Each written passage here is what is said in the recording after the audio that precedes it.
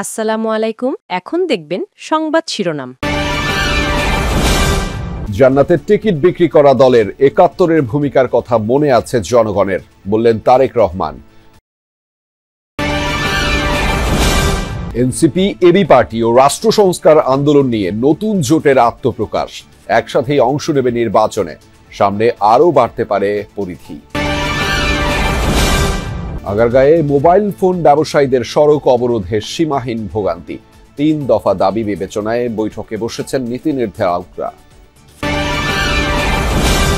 অভ্যুত্থানের অজ্ঞাত ১১৪ শহীদের পরিচয় শনাক্তে দেহাবশেষ উত্তোলন শুরু। রায়ের বাজারে নিখোঁজদের স্বজনদের ভিড়। এতক্ষণ দেখছিলেন সংবাদ শিরোনাম, এখন দেখবেন বিস্তারিত। দেশের জন্য কঠিন সময় অপেক্ষা করছে, ষড়যন্ত্র হচ্ছে বিভিন্ন জায়গায়। এমন সতর্কবার্তা দিয়ে বিএনপির ভারপ্রাপ্ত চেয়ারম্যান তারেক রহমান বলেছেন, জান্নাতের টিকিট বিক্রি করা দলের ৭১-এর ভূমিকা মনে আছে সাধারণ মানুষের। বলেন, ৭১-এ লাখ লাখ মানুষ হত্যা করে দলটি তাদের জাত চিনিয়েছে। ক্ষমতায় গেলে দুর্নীতির লাগাম টানার পাশাপাশি আইন শৃঙ্খলা পরিস্থিতি নিয়ন্ত্রণে রাখার প্রতিশ্রুতি দিয়েছেন বিএনপির ভারপ্রাপ্ত চেয়ারম্যান। প্রায় ১৪ দিন পর দলীয় কোনো কর্মসূচিতে হাজির হলেন বিএনপির ভারপ্রাপ্ত চেয়ারম্যান তারেক রহমান। আগামীর বাংলাদেশ নিয়ে বিএনপির পরিকল্পনা ছাত্রদলের নেতাকর্মীদের জানানোর কর্মসূচির সমাপনী সেশনে ভার্চুয়ালি যোগ দেন তিনি। আমরা জনগণ যে সিদ্ধান্ত দিবে তাই আমরা মাথা পেতে নেব। তারেক রহমানের বক্তব্যের বড় অংশ জুড়ে ছিল তার দলের দেশের জন্য আগামী দিনের পরিকল্পনার কথা, যেখানে সিঙ্গাপুর, কানাডার মতো দেশ বানানোর স্বপ্ন দেখানো চাইতে গুরুত্ব ছিল স্বাবলম্বী বাংলাদেশের। অঙ্গীকার করেন আগামীর বাংলাদেশ হবে দুর্নীতিমুক্ত ও নিরাপদ।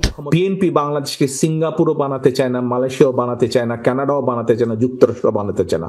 আমরা চাই একটি স্বাবলম্বী বাংলাদেশ, যেই বাংলাদেশের মানুষ দেশের ভিতরে কর্মসংস্থানের ব্যবস্থা থাকবে, খেয়ে পরে বেঁচে থাকবে, শান্তিতে থাকবে, আত্মবিশ্বাসের সঙ্গে বলতে পারি এই বাংলাদেশে যদি দুর্নীতির লাগাম টেনে ধরতে পারে তাহলে একমাত্র বাংলাদেশ জাতীয়তাবাদী দলই পক্ষেই সেটা সম্ভব। তফসিল ঘোষণা নিয়ে আলোচনার মাঝেই আবারও ফেব্রুয়ারিতে নির্বাচনের গুরুত্ব তুলে ধরেন তিনি। সামনে অনেক কঠিন সময়ে অপেক্ষা করছে আমাদের জন্য। বিভিন্নভাবে বিভিন্ন রকম ষড়যন্ত্র বিভিন্ন জায়গায় হচ্ছে। এই ষড়যন্ত্র রুখে দেবার একমাত্র উপায় হচ্ছে গণতন্ত্র, গণতন্ত্র এবং গণতন্ত্র। আমরা আগামী ২ মাস পরে একটি নির্বাচন প্রত্যাশা করছি। এছাড়া ভোট টানতে জামায়াতের নির্বাচনী কৌশলের সমালোচনা করেন বিএনপি। জুলাই গণঅভ্যুত্থানের অঙ্গীকার রক্ষা ও নতুন রাজনৈতিক বন্দোবস্ত বিনির্মাণে আগ্রহী ৩টি দল নিয়ে গণতান্ত্রিক সংস্কার জোট ঘোষণা করেছে এনসিপি, এবি পার্টি ও রাষ্ট্র সংস্কার আন্দোলন। ঢাকা রিপোর্টার্স ইউনিটিতে এক সংবাদ সম্মেলনে এই জোটের ঘোষণা দেন এনসিপির আহ্বায়ক নাহিদ ইসলাম। পরবর্তীতে জোটের পরিধি আরও বাড়তে পারে বলে জানিয়েছেন নেতারা। নাহিদ বলেন, এটি কেবল নির্বাচনী নয়, বরং একটি রাজনৈতিক জোট। সংস্কারকে প্রাধান্য দিয়েই ঐক্যবদ্ধ হয়েছেন তারা। নির্বাচনে অংশ নেবেন ঐক্যবদ্ধভাবে। নির্বাচনী তফসিল ঘোষণার আগে রাজনৈতিক দলগুলো কে কার জোট সঙ্গী হবে তা নিয়ে গুঞ্জন চলছিল। জামায়াতে ইসলামী, বিএনপি সহ পুরনো রাজনৈতিক দলের সাথে নয়, বরং নতুন রাজনৈতিক দলগুলোকে এক ছাতার নিচে আনার অঙ্গীকার নিয়ে সোমবার নতুন জোটের আত্মপ্রকাশ। এনসিপি, এবি পার্টি ও রাষ্ট্র সংস্কার আন্দোলনের এই জোটের নাম গণতান্ত্রিক সংস্কার জোট, যার মুখপাত্র নাহিদ ইসলাম। অর্থনৈতিক সংস্কার, গণতান্ত্রিক সংস্কার, এই দুইটি সংস্কারকে প্রাধান্য রেখে আমরা এই দলগুলো ঐক্যবদ্ধ হয়েছি। জোটের ঘোষণা আসে আওয়ামী লীগ সরকারের পতনের ১ দফার ঘোষক নাহিদ ইসলামের কাছ থেকে। এনইআইআর সংস্কার, সিন্ডিকেট প্রথা বাতিল এবং মোবাইল ফোন আমদানির সুযোগ উন্মুক্ত করার ৩ দফা দাবি আদায়ে সারাদিন আগারগাঁয়ে বিটিআরসি ভবনের সামনে অবস্থান করছেন আন্দোলনরত মোবাইল ফোন ব্যবসায়ীরা। সারা দেশে মোবাইল ফোনের দোকানও বন্ধ রেখেছেন তারা। মাঝে আগারগাঁওয়ে সড়কও অবরোধ করলে দেখা দেয় তীব্র যানজট। সীমাহীন ভোগান্তিতে পড়েন সাধারণ মানুষ। দফায় দফায় আলোচনা হলেও দাবি আদায় না হওয়া পর্যন্ত রাজপথ না ছাড়ার হুঁশিয়ারি দিয়েছে মোবাইল ব্যবসায়ী কমিউনিটি।